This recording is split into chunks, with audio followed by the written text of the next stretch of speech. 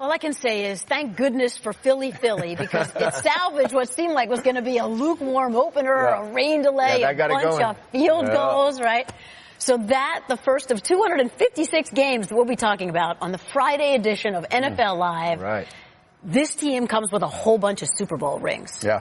Darren Woodson and Teddy Bruschi. We're going to have fun on Fridays, right? Adam Schefter will be here, too. I'm Susie Culver. 3-3. What's today? Today is the day before, Susie. Let's get to work. Heck yeah, it's also the day after. So let's take a look at the 2018 season opener.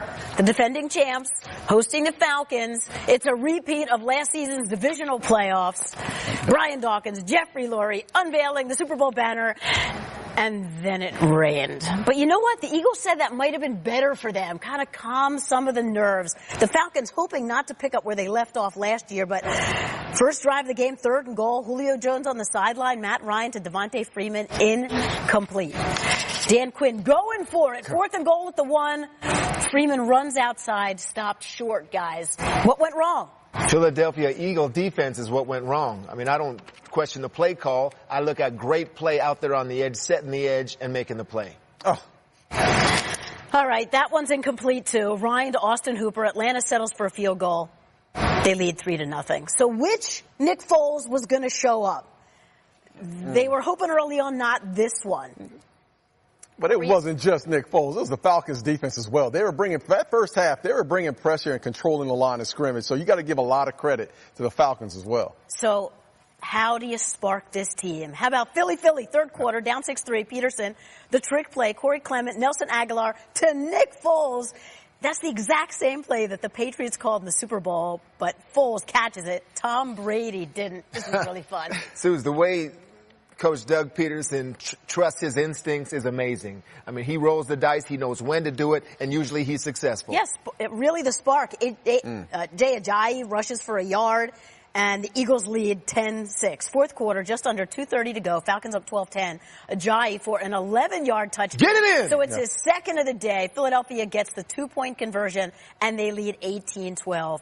But, hey, same old story for the Falcons. The red zone. Ryan's pass intended for Julio Jones, intercepted by Rasul Douglas. Yeah, and you know what? We're blaming, a lot of us have been blaming Matt Ryan for this, but for some reason, Julio Jones wasn't giving max effort on that. I don't know if that was a complete route on his end as well. Final chance for Atlanta, down 6, 2nd and goal. Again to Jones, sails over his head. I'd like to see him give him more of a chance. I think Julio Jones, with a better ball, can jump up and take that out of the air. One more chance. Final play of the game. Ryan tries to hit Jones again. Almost. Do you think the defense knew that it was going to be Ryan to Jones all over again? I mean, look, I thought Philly played well. I thought Jim Schwartz did a great job on the game plan as far as trying to take Julio away in the red zone. But there are times you got to take advantage of the one-on-ones. As Philly wins, 18-12.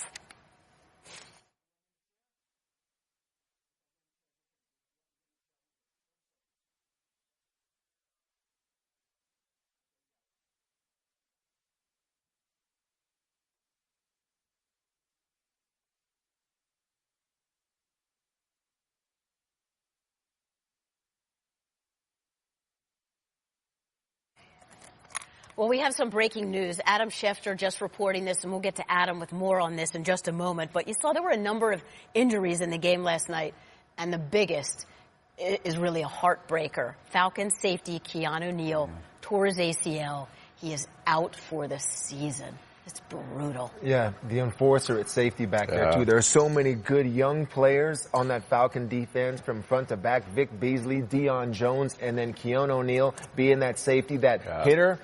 That hitter that you can relate to, that him not being there is a big blow. That's a huge blow because he's the tone setter. He's the guy in that back half that you fear when you're going across because he's going to lay the wood to you. And I saw him earlier in the game go down with that same knee injury, but he gutted it out, tried to get back on the field. Right. And it's a shame that he goes down, but he's going to be one of the elite safeties in years to come as well. All right, for more on their former first-round pick, let's bring in Adam. So, Adam, what more can you tell us about the injury?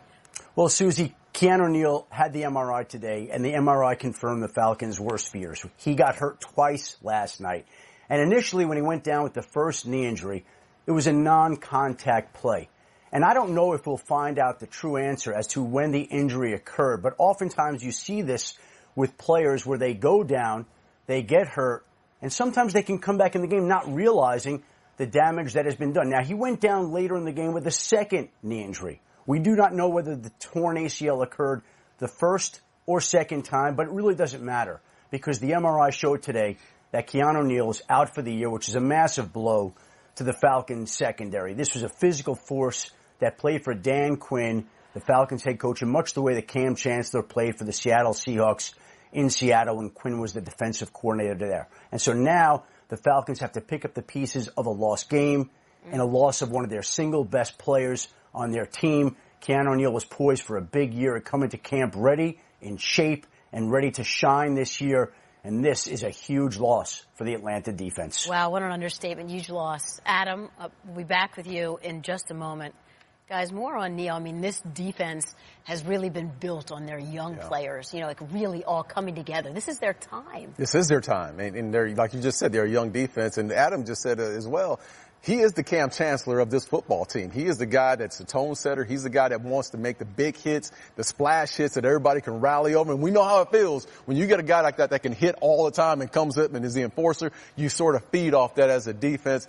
And he's a leader. He's a young kid that's leading these young defensive backs that are back there. So it's going to be a hard loss for the Atlanta Falcons. Because he also has great knowledge of the system, the communication levels from front to back, how he can help others do their job. That now communicator is eliminated from that defense. So other players have to think of communicating maybe the way he did to where helping other people with their responsibilities. So that can affect someone that really, I'm not really the communicator. I let Keanu do all that, but now if I have to do that, it can affect my game. So there can be a trickle-down effect. But that safety, that Cam Chancellor and that Seattle-based 3-deep defense, to not have him there is a huge loss. The only good news is they do have 10 days. They have 10 days to regroup. Not just on defense, on offense, because we talked about it over the highlight. The priority in the offseason was the red zone. So last night, Matt Ryan was 1 for 9 passing, 3 yards, and an interception. 0 for 3 when targeting Julio Jones. 1 for 20 when targeting Jones in the end zone the last 2 seasons, including the playoffs. You know, Hall of Fame quarterback Kurt Warner tweeted during the game last night, the Eagles ran the same defense on 4 straight plays. So you mentioned that over the highlight, too. You're not blaming Matt Ryan because could they have called something? They could have called. Listen, I think you have to keep them off balance. You have to run against some of that nickel. It's not like you can sit back and just throw the ball over and over again. Sometimes you have to run the ball to soften the defense up and then get to what you want to. And not only that, but I love Julio Jones. He's probably the best receiver in football. But you have other weapons. Mohamed Sanu is out there. Shipley's out there. They have Freeman is out there. There's so many other weapons that you have at your disposal that have to win one-on-one battles. And Matt Ryan can't keep his focus on one player in Julio Jones. Yeah, and there are direct examples of those 2 goal line stands where I think the offensive coordinator, Steve Sarkisian, calls a good play. First down early in the game, down in the red area. It's Devontae Freeman and Rodney McLeod. Full head of steam at about the 3-yard line. McLeod makes the tackle, right? The offensive tackle, Schrader. Listen, you can't block Fletcher Cox. Cox makes the tackle. They're getting beat physically. Also, Matt Ryan has time. Somebody is open. He doesn't make the throw to Freeman on the flat route. That's him. Lack of execution. Or Matt Ryan doesn't have the time because the offensive line can't block the front. These are physical matchups, too, that they're just losing. And I'll say this. When you're a championship team, Darren knows this, like the Eagles, they're a championship team, and you beat teams over and over again, you start planting a seed of doubt in their minds that this team has our number, and we don't want to go back in Philly again during the playoffs because we don't know if we can beat them.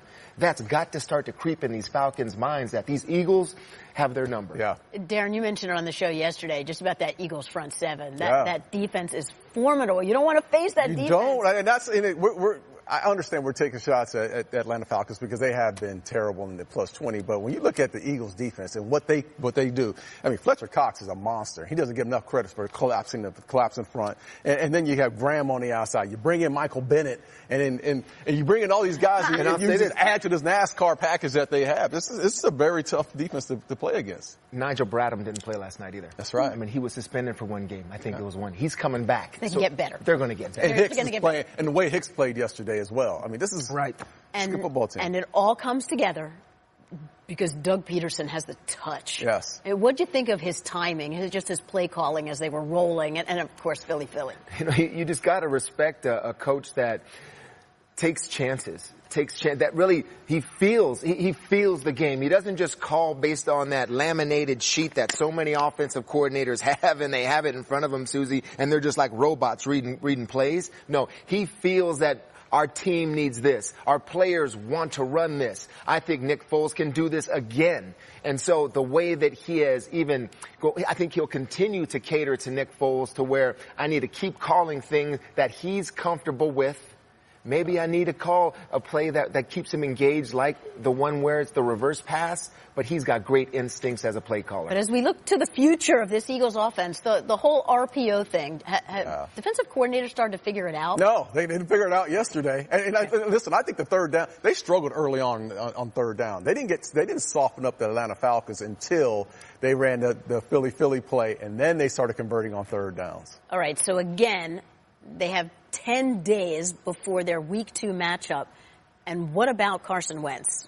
For that, let's bring Adam back in. And Adam, it was suggested last night during the broadcast, before the broadcast, that it might be a number of weeks before Wentz can come back. What are you hearing about that? Well, Susie, I'm told he's very close to getting back to action. Now, again, he still has to be cleared for contact, which he has not been yet. And they will not let him out there until he's cleared for contact, again, which has not occurred.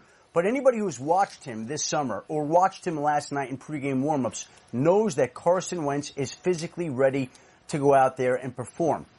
The question is, with the new medical staff there in Philly, when are they going to go ahead and clear him? And they haven't done that yet, but it's a day-to-day, week-to-week proposition right now. That is the most fair and accurate way to say it with Carson Wentz. They're not going to rush to put him out there. It could be another week. It could be another couple of weeks. They just don't know right now, but they are very pleased with where he's at in his progress, and I'm told he's very close to getting back to action right now. All right, well, that's good news. Bucks are up for the Eagles in Week 2. Adam, stand by.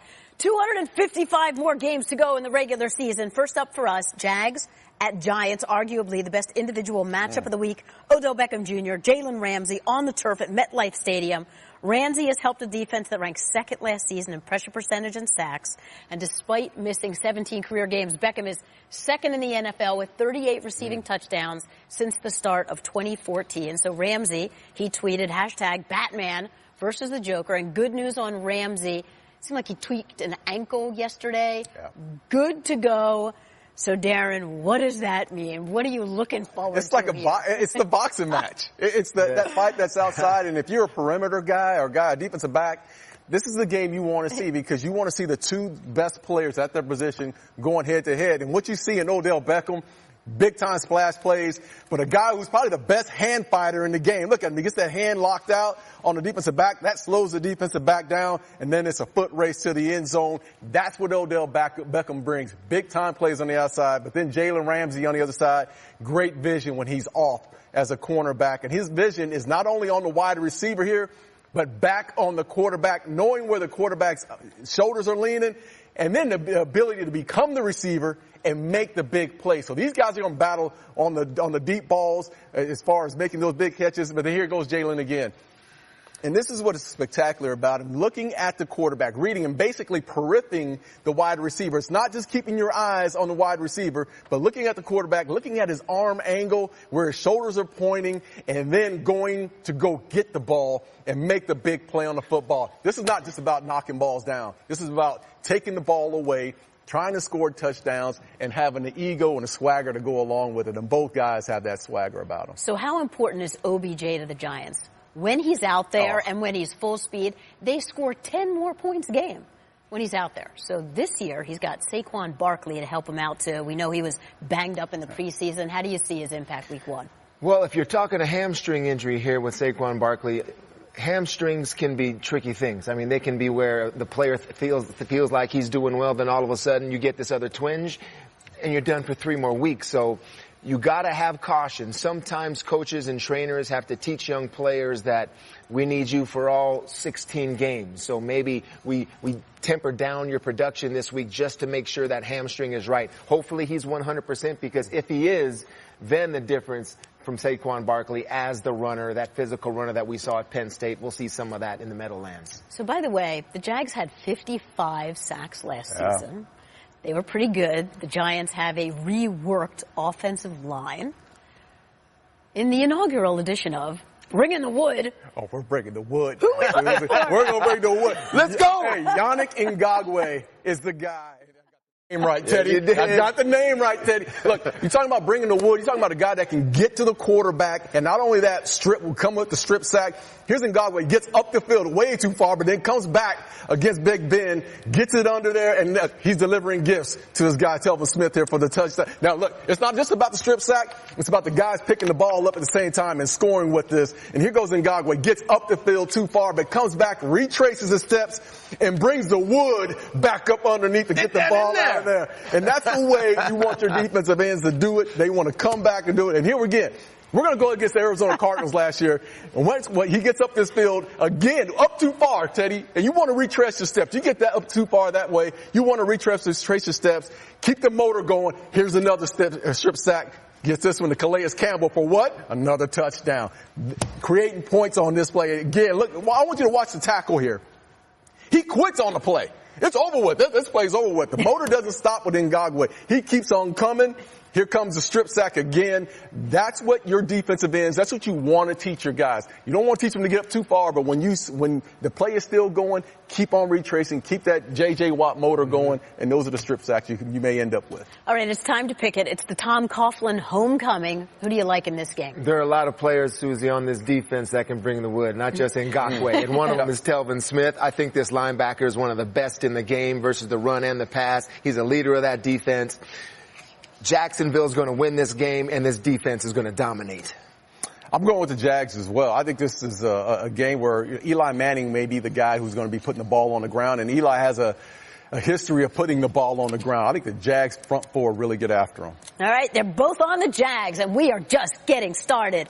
A wedding is a beautiful thing, as long as it doesn't fall on a Saturday during college football season. Those Saturdays are reserved for the union of two rivals, a celebration of fans coming together to trash talk one another. At Buffalo Wild Wings, we believe that a wedding planner needs to own a football calendar, and our bars are full of beer-drinking, wing-eating fans who agree with us. Unless you're secretly trying to cut down your guest list, then kudos on the great strategy. Buffalo Wild Wings, escape to football. Please drink responsibly. Next game has had a lot of build-up for a lot of reasons. Steelers at the new-look Browns. It's been a one-sided rivalry in the AFC North as the Browns will start their 29th different quarterback since 1999. Ben Roethlisberger is 21-2 all-time against Cleveland. But there's the drama. Mike Tomlin addressed Le'Veon Bell's absence again yesterday.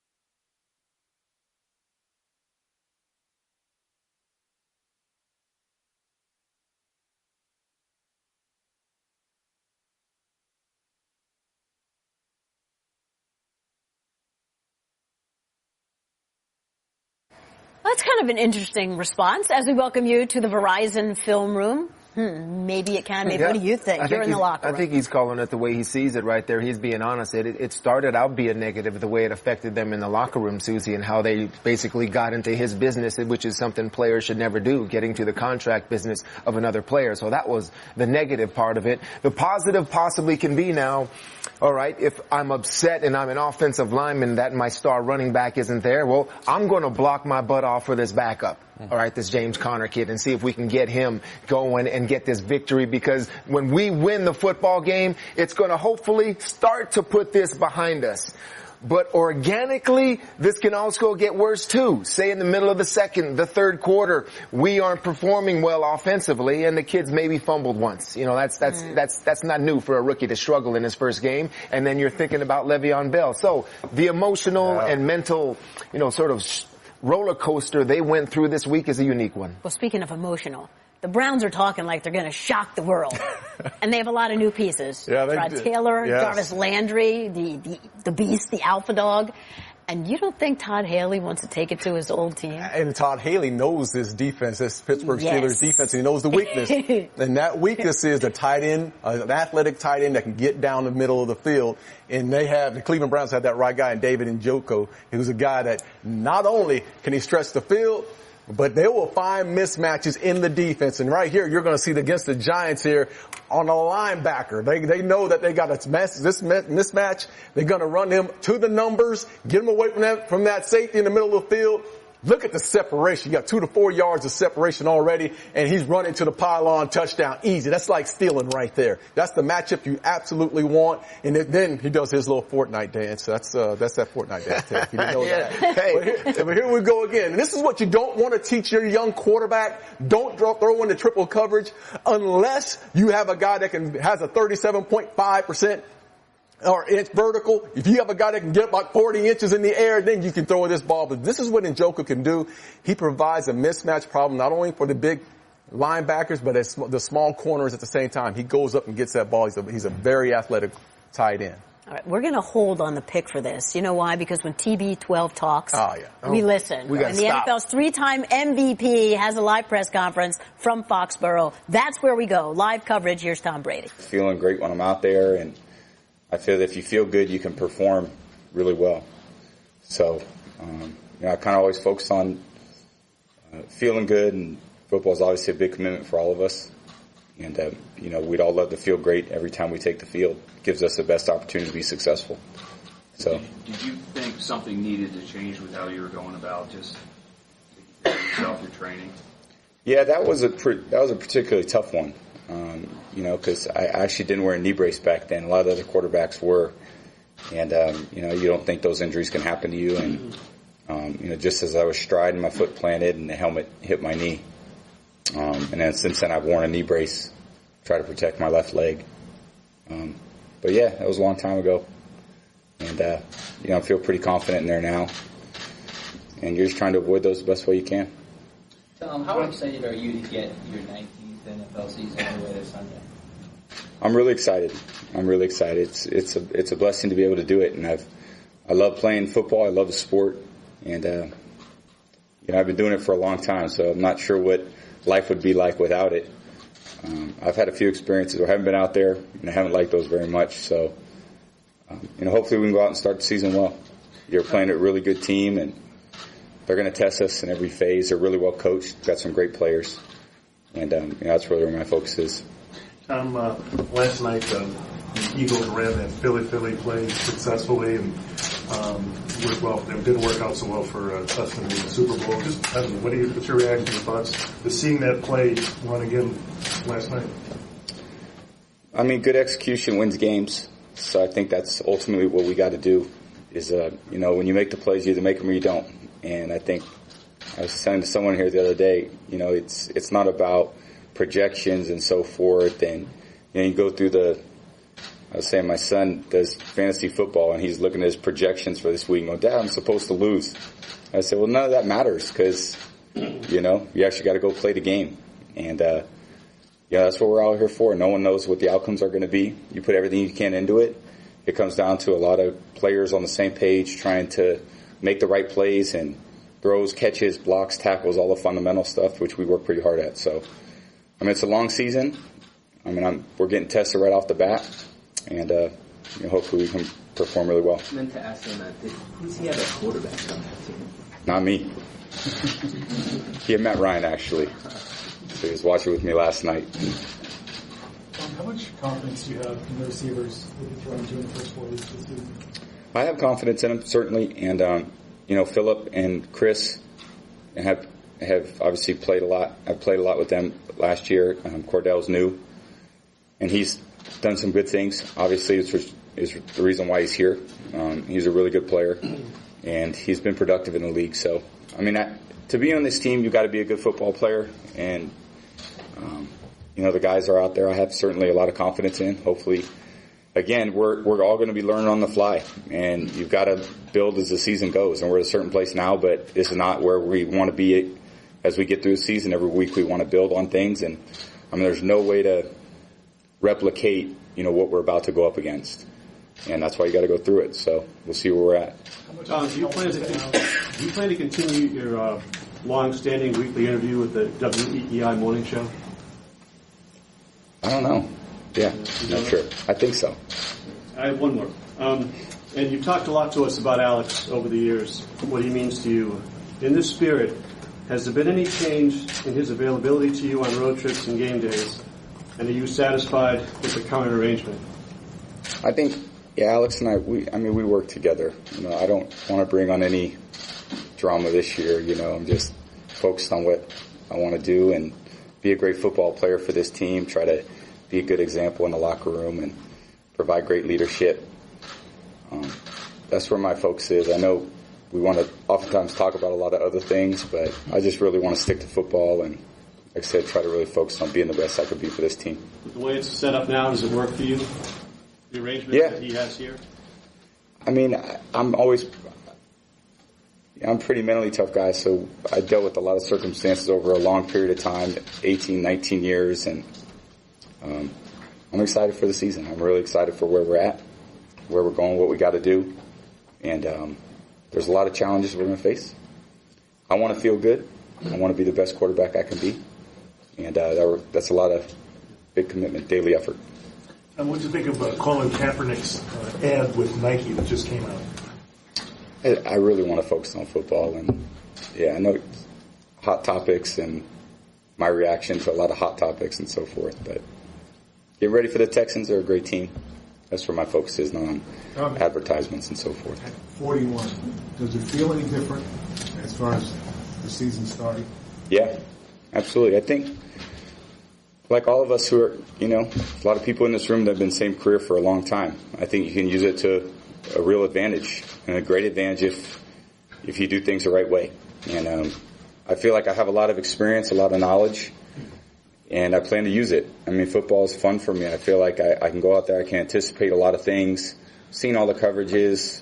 We have a lot of answers to the test. Now you just got to go do it.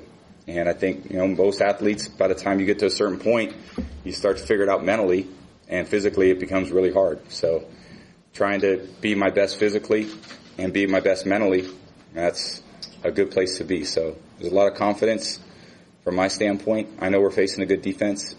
They challenge you at the D-line. They got good linebackers, really well coached, really good in the secondary. So it's a good place for us to start. Is the excitement the same for you? Yeah, absolutely.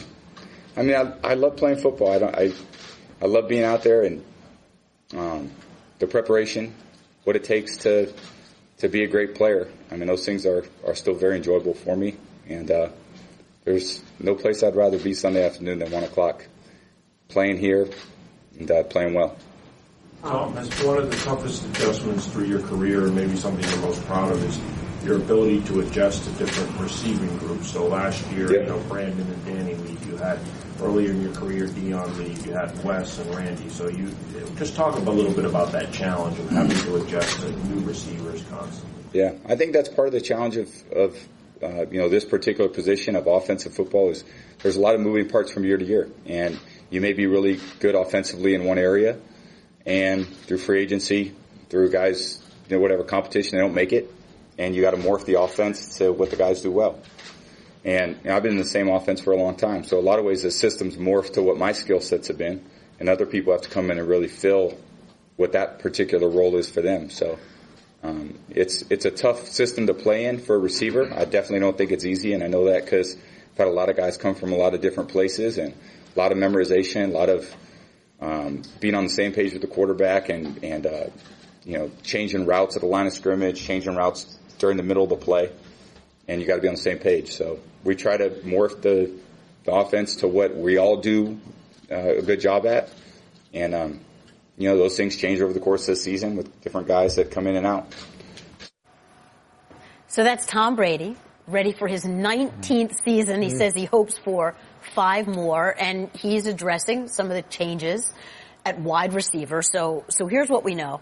His top 3 wide receivers, without Julian Edelman, have caught a combined 75 passes. 64 of those have been by Chris Hogan, Philip Dorsett, Cordero Patterson. How do we imagine this is going to go? Well, he's going to rely on a couple people. I mean, Hogan's going to be there in the offense, maybe a game plan shot to Dorsett down the field, a package of plays, Susie, for Cordero Patterson. I mean, that guy's even got 44 rushing attempts in his career. Josh McDaniels will creatively figure out how to use him. But for me, James White out of the backfield, lining up at the slot, almost playing that slot receiver role, I think is going to be big for him also. Yeah, always finding the mismatches with the smaller guys and the receivers, but there's no taking away Gronk. Right. He's going to be the issue. Yes. And you split him out wide, you can put him anywhere you want to. He's a nightmare to match up with. And I don't know if anyone, if you look at the New England Patriots week in and week out and your game plan, and you're trying to figure out, who do I put on this guy? Do I put my best corner on him? My best cover safety on him? Do I jam him at the line of scrimmage? He's a nightmare to get ready for, and no one has figured that puzzle yet. You can see right there in that press conference too. I mean, that's laser focused Tom Brady right there. Not even willing to talk about off season, any type of drama, things like that. If there's any time a football player lets all that come into his thinking a little bit, it's the off season. It's March, it's April. I'm sure he saw the game last night, and so did the entire Patriot team, the entire NFL. They're ready to play football now. Yeah, because that was a little bit of a slow start. These guys want to get off to a fast start against the Texans. Back on NFL Live, Adam Schefter broke the unfortunate news earlier in the show. The Falcons' tone-setting safety, Keanu Neal, tore his ACL in the loss last night to the Philadelphia Eagles. He is out for the season, a non-contact injury. Originally, it looked minor. Certainly is not. Season-ending. Keanu Neal, very tough to replace. For more, let's bring Adam in. Tough to replace, yes. Yeah. Have you heard anything about possible plans to try to replace him? Well, Susie, there's going to be a lot of speculation about Earl Thomas, the Seattle safety who reported this week, who played for Dan Quinn when Dan Quinn, the Falcons head coach, was the Seahawks defensive coordinator. There'll be discussion about free agent safety Eric Reed, who was supposed to visit the Tennessee Titans this summer before he couldn't catch a flight out, and the flight wound up getting canceled along with his visit while Tennessee went in another direction. But the place that the Falcons are starting their search is with the 2017 fifth-round pick DeMonte Casey, who came on last night and played very well when Keanu Neal wasn't in the game. Casey played over the summer during the preseason and has impressed the Falcons so far with his range, with his ability to cover the pass, and he makes some plays in the box as well. There's a lot of different ways they could go. This just happened, as you mentioned earlier in the show, Susie. They have an extra 3 days to begin to get ready for their next game. And you don't just replace a Pro Bowl safety like Keanu Neal when he's lost to the season with a torn ACL. But I think DeMonte Casey right now is where they start, and that's the starting point for this Atlanta defense going forward. Well, depth is what it's really all about, but again, hard to replace your first-round pick from 2016. Okay, Adam, we'll be back to you shortly as we continue here on NFL Live. Next up on the rundown, the Cowboys are in Carolina. Cam Newton set career highs in rushes and design runs last season. Now he's with a new offensive coordinator in North Turner. Dak Prescott finished in the top 5 of total QBR in each of his first 2 seasons. As for Dak's offensive line, center Travis Frederick, not in the lineup, spoke for the first time yesterday.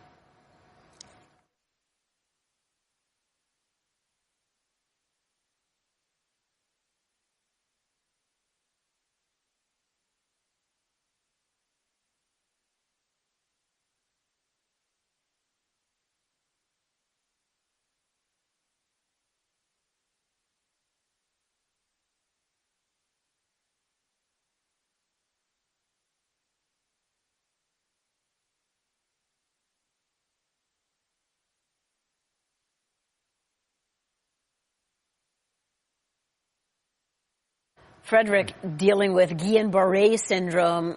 From what I've heard, the treatment and what he's been through is really challenging. So this is the epitome of toughness.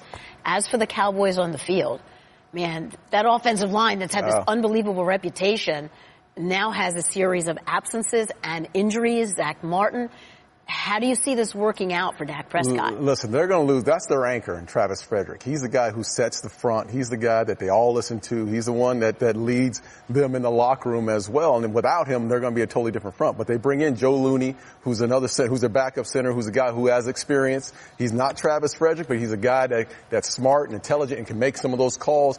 But this team is built with their offensive line. They want to start with their offensive line. They want to dominate the line of scrimmage and then get Zeke going in the running game that sets up the passing game. And they always want to keep it in 3rd and 2, 3rd and 3 completable downs for Dak Prescott.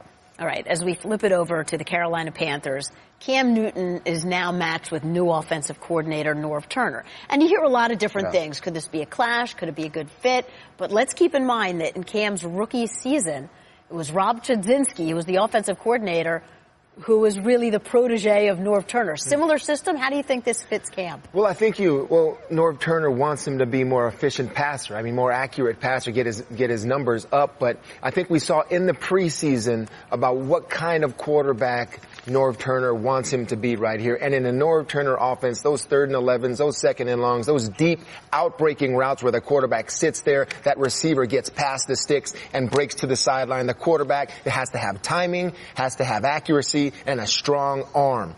Cam Newton has a lot of those things. He's a power thrower. The most accurate thrower, he is not. That's what he'll have to get better at. Also, play-action passes are big in Norv Turner's offense. Fullback to the flat, tight end down the seam, those type of things to take hits off the body of Cam Newton. If you can run the ball and keep that defensive rush at bay, nice, easy. Fullback to the flat is what you're looking for. But right here, Cam Newton, if anything he has to learn right here is to be able to sit back in that pocket and fire that ball over and over again to those deep out breaking routes or the end cuts coming in like this. This is what it's going to be. This type of offense, 15, 17, 18 yards deep end cuts that the defense is going to have to worry about. And then Cam is going to have to know right there. There's McCaffrey on a 3rd and 9. Go ahead and give it to him. There's no need. You need to take this shot right here in a preseason game. It's always been Cam's mentality to do that. Maybe another voice, Norv, can say, listen, you're out right there. Give it to him, save your neck, and you'll be healthy come December. And Turner likes the run game, too. Yes,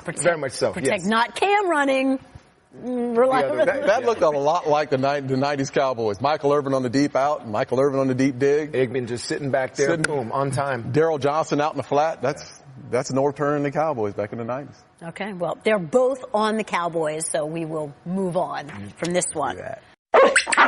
I'm a squeaky toy, and I've got one job, getting chomped on by this little ankle sniffer. So pardon me for feeling inept compared to Geico, who does so much more. Like while I'm getting slobbered on, Geico is creating cool technology like their mobile app, which lets people pay their bills or file a claim. Plus, Geico is the fastest growing auto insurer for the last 10 years. Is it too much for me to ask for one more feature? Fast and friendly claim service like Geico, maybe? Oh, great. I'm getting buried again. Geico. Expect great savings and a whole lot more. Next on the rundown, more than the usual amount of pressure on the quarterbacks in this one. Niners and Vikings.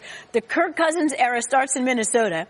He's had 3 straight seasons with 4,000 yards, at least 25 touchdowns. High expectations in San Francisco, where Jimmy Garoppolo, Mr. Undefeated, led the 49ers to wins in their final 5 games. Jimmy GQ, he is facing a really tough Vikings defense. Let's see, at home last year, 5 touchdowns, 8 interceptions. What's Kyle Shanahan do? Well, he's going to go and probably look back at that tape with Doug Peterson and what Doug Peterson and the Philadelphia Eagles did just last year against this Minnesota Vikings football team. And this is what I want to watch. I want you to watch Zach Ertz. This is the guy that we're going to focus on as far as getting their tight end open against this Minnesota Vikings football team. Zach Ertz matched up against a smaller corner. You're talking 250 pounds against 175 pounds here. And as this play goes on, I want you to look up top here. You would think they're going to go here to all their 3 wideouts. No, they're going to look on the backside, and they want this mismatch right here against the corner. And as this play goes on, you're going to see Nick Foles he's looking one way to the 3 receivers, comes back to the mismatch on the other side. And you would never think this is a mismatch. You would think the corner would cover Zach Ertz. That didn't happen. The size played a big factor, used his big body. Again, we're going to have this other play, this next play here. Here's the matchup you want to see here. Right here with a safety against Zach Ertz. How do we get our tight end in space? And not only in space, I'm talking all this real estate here in a one-on-one situation. And Nick Foles, again, he's going to be looking to his left for Jeffries up top here. That's not happening. He goes back to Zach Ertz again against the safety in a mismatch that he knows that Zach Ertz is going to take advantage of. Minnesota's going to play some man-to-man behind it, so one safety high, so he knows what he's getting. But Teddy, this has nothing to do with the Minnesota Vikings and the San Francisco 49ers. This tape has all to do with you. I want you to watch Lane Johnson. I just brought this tape up because I want Teddy to watch this one. We talk about how guys get open during the game. We're going to watch Lane here, Johnson, the right tackle. The play is committed. Lane Johnson is right here. I want you to watch this, and we're going to see Zach Ertz, who's right here, how he ends up getting open on this play. This play is broken down. Did you see that? Man down. Here's your man down. Oh. He's on the ground. Here's another man that's going to have to match up with Zach Ertz right here and try to take him down. They're hoping this guy right here is there as well. He's down on the ground. Man is still down on the ground. Here's the first down marker. This is how you get your first down. This is how you get your tight ends open. We never give these boys any love. We got to start giving these boys here some love. Yeah. That's how they get open. Yeah, because this is going to be a tough test against the Vikings defense. Has Yes. incredible continuity. 10 of 11 starters are back. But, of course, they have a new quarterback, the $84 million man, in Kirk Cousins. What kind of pressure do you think he faces internally going into this game? I think he's tried to calm it down as best he can. I mean, Kirk will always say the right things, too, in terms of it's a team game and I'm relying on all my teammates. But even Kirk's got to feel this a little bit, that they feel like they were basically a quarterback away from continuing their quest onto a Super Bowl. So there is some pressure on Kirk Cousins. I mean, the most coveted quarterback free agent there they gave him a lot of money guaranteed, and none of that matters. But still, they're looking at him to lead. So if there's a time in a game where maybe they're struggling offensively, now they're going to look to that quarterback in the huddle of, like, you're the new guy, now what do you got for us? And that's when Kirk Cousins will have to deliver. He's got one of the best 1-2 punches at wide receiver Absolutely. in the NFL, Yeah. and Adam Thielen and Stephon Diggs. Yeah. Plus, Cook comes back. No excuses. Should be a really solid I guarantee you offense. Zimmer's telling them that. Yeah. Which is why they're both on the Vikings. As we continue here on NFL Live in the late afternoon window Sunday, a rematch of Super Bowl 48 in Denver. The Legion of Boom has been dissolved in Seattle, and now it is Russell Wilson's team. Denver lost 11 games last season and brought in Case Keenum in the offseason to bolster the offseason. Time for making smarter decisions informed by IBM Watson. So Case Keenum expected to add a lot of stability. Yeah. And they basically have built the playbook around him. Bill Musgrave went back, looked at everything he's done back to high school to make him really comfortable.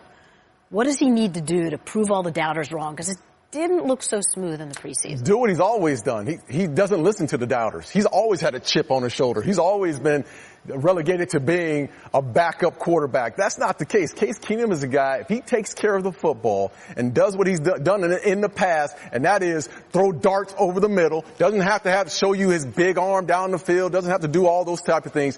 Just be who he is. Take care of the football, throw the quick routes trust the run game, and understand this. He has a defense behind him that can make plays. He doesn't have to win and be the hero in Denver and to win football games. He can be a guy that can just be consistent and be himself. What do you think about this Seahawks defense? I think it's different, a lot different than it was, yes, but they got a special player that's starting for him this week, Susie, and that's Shaquem Griffin. Now, KJ Wright has had a scope on his knee, so he's on the shelf for a week or two. So this man right here can't stop, won't stop. This was him as a collegiate player back at the University of Central Florida. You see the pursuit and how angles don't work with blockers. And of course, he ran that 4.38 40 at the combine pre-draft, and this is the speed he has. Attacking the line of scrimmage, playing off the ball linebacker now, deciphering those holes in the offensive line and going getting those tackles in the preseason. He did show a lot. He showed how he could, and now this is what he have to do. You have one hand, you have to use your speed and your ability to avoid the blocks. The swim move, which he's very good at. And then also, this is how you get noticed. If KJ ends up coming back, he of course will be on special teams. This is a player, no matter where he plays, he's going to help the Seattle Seahawks. But just this week, week 1, this young man is starting. He is at linebacker in the National Football League. Congratulations, young man. We're all going to be watching. With his brother Shaquille starting at cornerback. Break out the tissues for mom. Yeah, that's right. It's pretty unbelievable. You guys are going to pick this one. Who do you like? I'm going to take the Seattle Seahawks. I'm excited for Shaquem Griffin, but I know there's another linebacker by the name of Bobby Wagner that's going to play really well also. So that defense, Russell Wilson, will do just enough to make those plays, and the Seahawks will win this game. And there's another linebacker, probably the best in the game, and Von Miller. I'm going with the Denver Broncos to win this game. At home, Case Keenum shows out. I think he has a great game against that Seattle secondary. That's not the same. We're not talking about the Legion of Boom anymore. I think the Denver Broncos win at home in a close one. Okay, split decision here. We haven't had many of those throughout the show, although there could be some upset specials. Yeah, you know what's coming. Stay tuned for that as we roll on here. Great rivalry to kick off the season. Several changes in Green Bay this offseason. Both coordinators are new. Joe Philbin on offense, Mike Pettin on defense. Jimmy Graham and Muhammad Wilkerson will now wear the green and gold, but the popular Jordy Nelson was released in March. And, of course, the recent Aaron Rodgers contract extension that will keep him in Green Bay through 2023. Teddy, Mike McCarthy has long coveted the great tight end. Right. What do you think he's going to do with Jimmy Graham? Yeah, there's a lot of potential with Jimmy Graham and Aaron Rodgers, I believe. I mean, just because of who he is physically, but still, Aaron Rodgers is the type of quarterback that he already has some experience in what to do. Right here, here's his touchdown in the preseason, this type of route where Aaron can just throw it up high. Of course, that's available. But there's something Jimmy already knows from his time in Seattle that what he has to be used to. This is Martellus Bennett, the old tight end of the Green Bay Packers. And this is a play that I want you to watch. Aaron Rodgers is going to roll out to his right. Marty Bennett looks back and sees this, and what he does is turns it up the field, sort of scramble rules. What you have to know when your quarterback takes off, he immediately goes up the field, and Aaron Rodgers knows what to do. Some might say, Jimmy Graham has to get used to this type of style because he hasn't been with it before. But for the past few years, he's been with Russell Wilson, a very similar quarterback. And then watch what he does here. He's going out. He's telling Russell, I see you in trouble. Throw me the ball. I'm putting my hand up right here. But Russell even goes back to him and says, no, I'm pointing you deep. You go deep. This is the type of improvisation that Jimmy Graham is already used to and been successful with, and which is why I believe the chemistry is going to be there immediately, because he's used to this type of athlete and what he has to do in broken plays. Jimmy Graham may be a big addition in terms of double-digit touchdowns this year. I'm expecting for the Green Bay Packers. Those scramble plays, that could be fun. Always going to be big. How about for the Bears defense and Khalil Mack? Mike Tirico mentioned on the NBC broadcast last night that Mack's only been with the team 8 days. He may be on a snap count. What do you see as the immediate impact? And I like Tony Dungy's reaction. Hey, I'm going to give you 20 plays throughout the game, and I want you to get to the quarterback. Your only job is to get to the quarterback. You don't have to learn the defense. You don't have to know where everyone's going. Just get on that edge and rush the passer like you've done all your life. And I think that's what Khalil Mack's going to bring to this team. This is going to be a very strong linebacker unit for the Chicago Bears in the years to come, because Khalil Mack is a guy who's a tone setter and is a guy who can always change the face of the game. The last 9 seasons, the Packers have pounded this division. Yeah. Is that about to change? Let's pick this game. Who do you like? I've loved the Bears ever since the offseason when they hired Matt Nagy. Woo! And everybody's coming there that they're going to help. And yes, I am picking the Chicago Bears. The times are changing. This is my upset special of this week. Wow. Khalil Mack's going to be huge, but I like Trubisky. Trubisky and what he's doing, and then that offense. It's going to be like night and day. The tempo, the creativity, the motions, the multiplicity, whatever other adjectives I can think of. Throw them in there, okay? It's going to be exciting. I'm excited for the Chicago Bears. I'm already excited about that linebacking core with Trevathan, Roquan Smith, Kwiatkowski, and now they got Mack. If Leonard Floyd can do something, get you some productivity, they could be off and running. I'm picking the Bears. You just did a tape on Jimmy Graham. I did. And I'm going to tell you why the Green Bay Packers are going to win this game. Because Jimmy Graham and Aaron Rodgers. That's the reason they're going to win this game. Listen, it's too early for Khalil Mack to make a huge impact in this game. I still think in Green Bay, the first game of the season, Aaron Rodgers is going to show out. All right, back on NFL Live. Been some really, really solid breakdowns and analysis by the guys. Thank you for all your hard work. Really fun. And now it's time for bold predictions. What do you have? Well, my bold prediction is the Cleveland Browns are going to win this game against the Pittsburgh Steelers this week. Where are the lights? Are the lights going to go off on me or what? No. Look, I think the Browns, with that offense, they're going to put some points up on the board against the Steelers team that's struggling. Okay, Susie, my bold prediction, matchup of the week, right? Jalen Ramsey versus Odell Beckham Jr. OBJ is going to have a great year, but it's not starting week 1. 55 yards of receiving yards for Odell Beckham Jr. The pass rush is going to get there. Bouye, Ramsey, they're going to be all over Odell Beckham Jr. My bold prediction, I'm holding till the next segment. Because it's a surprise, is that good, huh? And is it's that good. Press coverage now here on NFL Live. And during the preseason, we saw a lot of Chargers defensive end Joey Bosa on the bench dealing with issues from his foot. Today, he was spotted in a walking boot. No report yet if he'll be available for the game with the Chiefs. Obviously not looking good if he's in a walking boot on a Friday afternoon, obviously. We will keep you posted. All right, one more game to pick here on NFL Live. Now, including the playoffs, the Texans are 0-6 all-time in Foxborough. The average margin of victory for the Patriots in those games, 20.3. But last year, the Texans lost by only 3. The first time they kept it in single digits in New England. I sort of remember, didn't you pick the Texans in that game? Do you remember that? Didn't you? That's right. You did. That's right. And yes. I'm still going with Teddy. This is my bold prediction that the Texans pull off the upset in Foxborough, which, Patriots don't lose these games in Foxborough. That's my bold prediction. Okay. That they finally get their first win. Okay. Are you with me? No. Can I get some flashing lights? Save yourself. Yeah, flashing lights. Yes. It'll be a good one, too. All right, another It'll be staple a good one. here on NFL Live. But let me pick the game here. I am going with the New England Patriots. You saw that 0-6 in Foxborough. Yes, did they have a chance last time? Not this time. Patriots get the win. I agree. Listen, how do you handle Gronk? And Houston Texans haven't been able to handle him the last couple of years. Gronk's going to get his. I like the Patriots at home as well. All right, final order of business here on NFL Live. It's our challenge flags. And Adam, you're up first. Well, Susie, back in the 2017 draft, Mitchell Trubisky was the first quarterback to go ahead of Deshaun Watson, ahead of Patrick Mahomes. Watson shines so far. Mahomes looks like he's going to be a star. Time to challenge Mitch Trubisky to be the star the Bears thought he would be. My turn, Susie. I'm going to challenge the officials this weekend. The first full weekend with the revised new helmet rule. Keep it physical, keep it safe, make good calls. I'm going to challenge the Pittsburgh Steelers offensive line. A lot of talk going on in the locker room about Le'Veon Bell not being there. Find a way to get your boy James Conner 100 yards or more. And I'm channeling our Hall of Fame buddy Steve Young, who after the game last night talked about Matty Ice. I'm challenging Matt Ryan. If you want to be looked at as the Brees, the Brady's, good one. Got to raise the level of your game and everyone else around you. All right, that's a wrap for us. Enjoy week 1. Football. Yes, sir.